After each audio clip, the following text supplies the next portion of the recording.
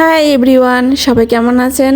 আশা করি সবাই ভালো আছেন, আমরাও ভালো আছি। তো কয়েকদিন যাবত তো প্রচণ্ড গরম শুরু হয়েছে, আর এই গরমের মধ্যে বানাইছি হচ্ছে পিঠা।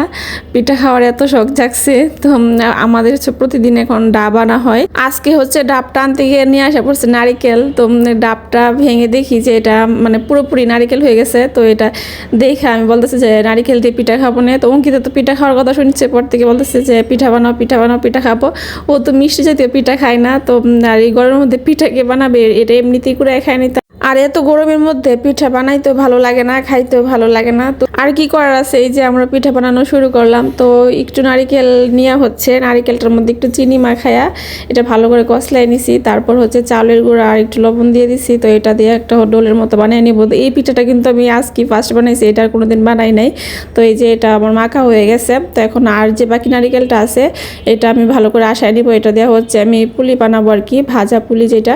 তো এটার মধ্যেও চিনি দিয়ে দিছি। এটা এখন আমি টানায় নিব ভালো করে। পুরোটা দিয়ে পুলি বানাইতাম, কিন্তু পুলি তো অঙ্কিতা খাবে না জানি, এই জন্য এইগুলা বানাইতেছি, দেখিও খাই কিনা, মিষ্টি কম দিয়ে আর কি। তো প্রথমে আমি একটা দিয়ে একটু দেখলাম তেলের মধ্যে যে এটা খুলে যায় কিনা, কারণ চালের গুঁড়া দিছি যেহেতু, দেখলাম যে খুলছে না। তারপর সবগুলো বানিয়ে নিছি। এই পিঠাটা খাইতে কিন্তু অনেক ভালো লাগছে, একদম বিস্কুটের মতো, মিষ্টি এত দেয় নাই। তো এই যে আমাদের পুলি পিঠাগুলো বানানো হয়ে গেছে, এগুলো এখন আমি হচ্ছে ভেজে নিব। এই প্রচন্ড গরমের মধ্যে পিঠা বানাইতে বানাইতে একদম নাজেহাল অবস্থা, কিন্তু বানাইও কোনো লাভ হইলো না। অঙ্কিতা তো খায় না, একটু আধটু মুখে দিছে আর কি।